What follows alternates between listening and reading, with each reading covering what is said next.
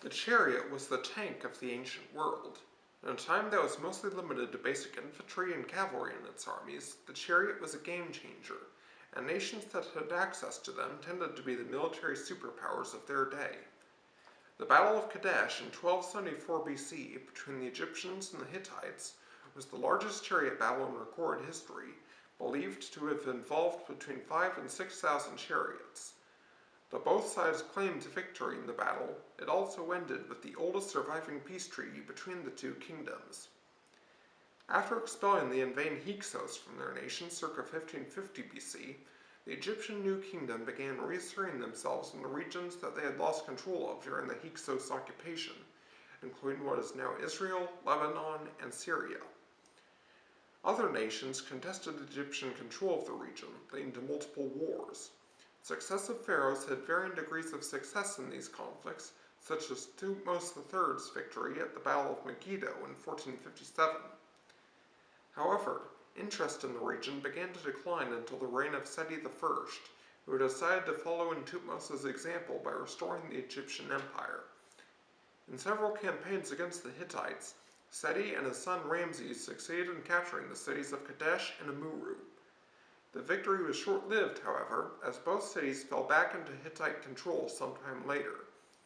5 years after ascending to the throne himself as Ramses II, Seti's son set out to complete his father's work and take the cities back.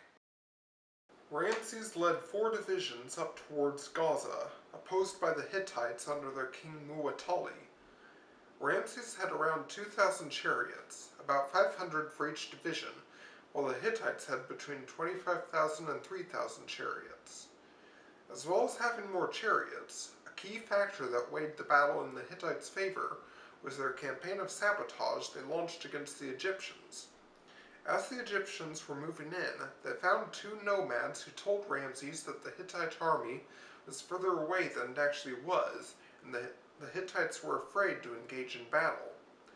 It wasn't until the Egyptians made camp at Kadesh that 2 Hittite spies were brought to Ramses, and the pharaoh was informed that the Hittites were just on the other side of the city. The news came moments too late. As the Egyptian division of Ra was moving into position, the Hittite chariots charged across the Orontes River, driving right into the side of the Egyptians. Caught in the open and completely by surprise, the division of Ra broke and fled into the camp of the division of Amun, with the Hittites in hot pursuit. Ramses himself was surrounded, only managing to escape by the skin of his teeth. However, despite their initial advantage, the Hittite assault began to slow. Although the Hittites had more chariots than the Egyptians, they were also larger and heavier, and they were difficult to control in the confines of the Egyptian camp. According to the Egyptian records, the Hittites actually started to crash into each other. It didn't help that they also broke off their pursuit of the Egyptians to start looting the camp. Seeing the opportunity to counterattack, Ramses organized his men and began to push the Hittites back towards the river. However, as he did so, he placed himself at a disadvantage, attacking the stronger Hittite reserves. More than 1,000 chariots met Ramses' countercharge, and they began to push back towards the Egyptian camp. Just in the nick of time, however, Egyptian reinforcements moved into the battlefield and caught the Hittites by surprise, managing to surround them. The Hittites were forced to retreat, with some abandoning their chariots and swimming across the river. However, not prepared for a siege, the Egyptians also pulled back and abandoned Kadesh. The military campaigns in the region would go on for another 15 years, ending with the world's oldest surviving peace treaty, originally inscribed on a silver tablet. Though the Hittites retained control of the region, both nations vowed to come to the other's aid if they were threatened by outside forces. Though there was no clear winner at Kadesh, both sides claimed victory, and both celebrated it as such. The Hittites had forced the Egyptians to retreat and respect their claim to the region, while the Egyptians had triumphed over a larger force that had taken them by surprise and proven the superiority of their newer, faster chariots.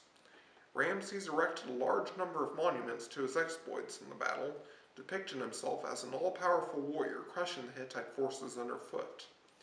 Many of these monuments, including those at the temples of Luxor and Abu Simbel, survive to this day.